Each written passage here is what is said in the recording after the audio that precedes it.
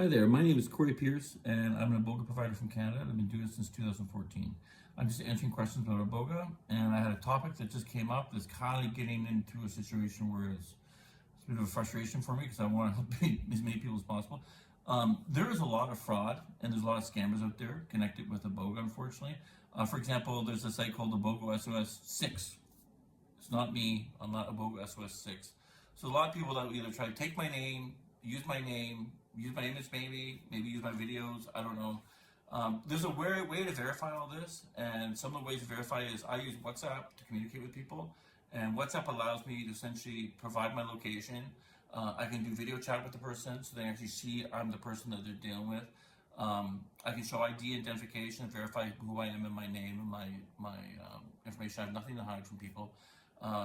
And it's a lot easier for me to communicate, but also it's a great way to verify identity and verify the person's authenticity. So just to prove that I am who I am and I am doing what I'm doing. Of course, there's a certain level of trust with all this kind of stuff with Iboga, because you can't pay with credit card, you can't pay with normal financial service. I can't do a brick and mortar. So obviously, a lot of people go online and they buy stuff from people in Africa. And guys, do a little research.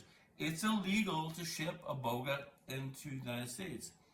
I ship from within the United States, so I do all that. I get rid of that risk already. So all the Iboga that you get from me is either from within Canada or from within the United States. So there's none of this shipping, waiting for some shipment from Gabon or Cameroon or from Ghana or wherever. It's shipped from within the United States.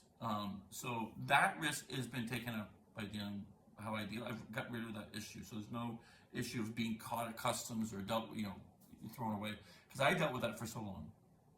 So with anything you order from Africa, and God bless, there's some really good providers out there and some really reputable people out there that are doing it in Africa.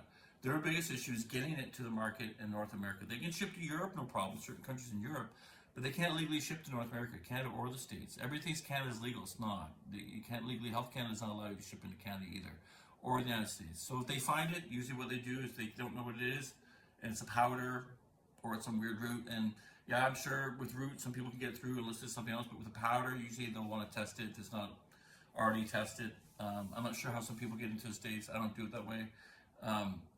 But there's a lot of fraud around that, and a lot of people have this expectation that you just ship it into the States. You can't, guys. So just keep that in mind when you're ordering.